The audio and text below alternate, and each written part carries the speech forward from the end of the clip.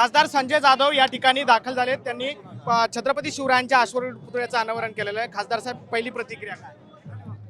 मी ह्या विभागातले परभणी हिंगोली विधानसभा मतदारसंघाचे आमदार सन्माननीय सईद खान यांचं हार्दिक अभिनंदन करतो की त्यांनी ह्या ठिकाणी पाथरीच्या छत्रपती शिवाजी महाराज चौकामध्ये छत्रपती शिवाजी महाराजांचा अश्वारूढ पुतळा या ठिकाणी स्थापन केला आहे।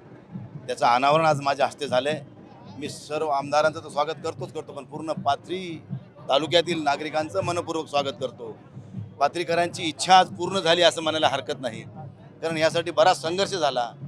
या ठिकाणचे माजी आमदार बाबाजानी दुर्राणी साहेब यांनी या ठिकाणी हे पुतळा कसा होणार नाही याची दक्षता घेण्याचं काम केलं होतं सातत्यानं, परंतु परभणीतल्या ह्या पाथरीतल्या नागरिकांनी उठाव केला आणि पुतळा इथंच झाला पाहिजे अशा स्वरूपाच्या मागणीनंतर या ठिकाणी रस्त्याच्या कामामध्ये चालू असताना त्याला अडवून आंदोलन केलं आणि त्या आंदोलनादरम्यान ती जागा रिझर्व केली।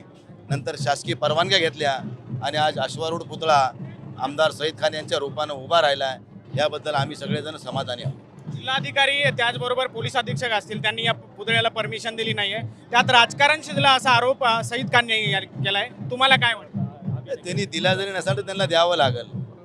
शेवटी छत्रपती शिवाजी महाराज हे या राज्याचं आराध्य दैवत आहे आणि दैवतांचे पुतळे उभं करायला परवानग्या ह्या रितसर द्यावा लागतील।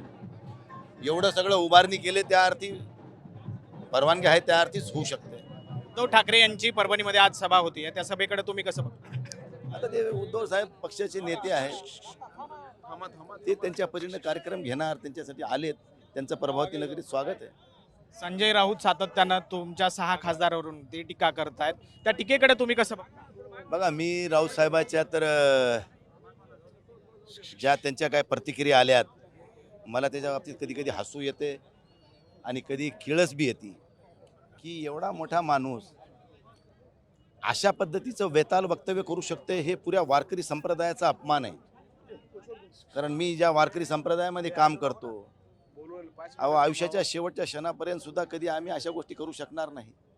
सरबतावरून तुमच्यावर टोला केला, शरबत बी नाही तिथं ते गिलासामध्ये बदाम होते आणि दिवसभर मी जेवण केलेलं नव्हतं, म्हणून मी तिथं बाजूला वेपर्स होते आणि एका बाजूला एका छोटीशी बरणी आहे, ती छोटी, तिच्यात बदाम होते।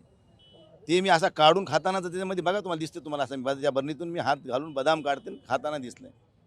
आणि ते म्हणते की तर पिवळ्या रंगाचं पाणी, कुठं पाणी त्याला दाखवू म्हणावं। आणि विमानामध्ये दारू नेता येते का, सिगरेट नेता येते का, बिडी नेता येते का, तंबाखू नेता येते का, चेकपोस्टला विचार म्हणा। जर नेता असतील तुम्ही म्हणले तर कोण अधिकाऱ्यांनी मला मध्ये घेऊन जाऊ दिलं, त्याच्यावर निलंबनाची कारवाई करणार, हे खोटं बोलत याच्यावर कारवाई करा। उभाटा नाही तर उद्धव ठाकरे म्हणा, असं उद्धव ठाकरेंनी म्हटलेलं आहे।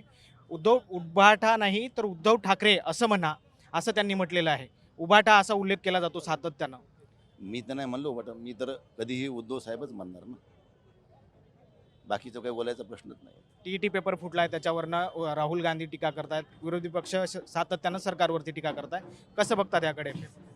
टीईटी पेपर फुटलाय त्याच्या बाबतीमध्ये तर कारवाई झाली पाहिजे, जे कोणी दोषी असतील त्याच्यावर कारवाई झाली पाहिजे, ह्या मताचे आम्ही पण आहोत ना। सर्वसामान्यांची जी भावना आहे ती आमची भावना आहे, सगळ्याचीच भावना आहे, ती का वेगळी काय आहे का?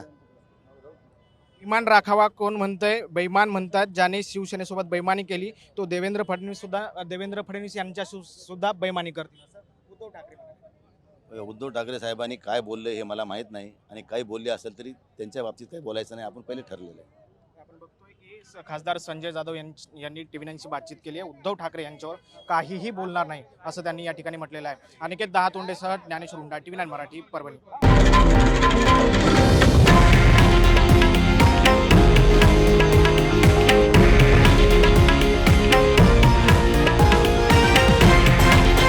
हे आहे देशातील नंबर 1 न्यूज नेटवर्क आणि आपण पाहत आहात टीव्ही9 मराठी, एकमेव।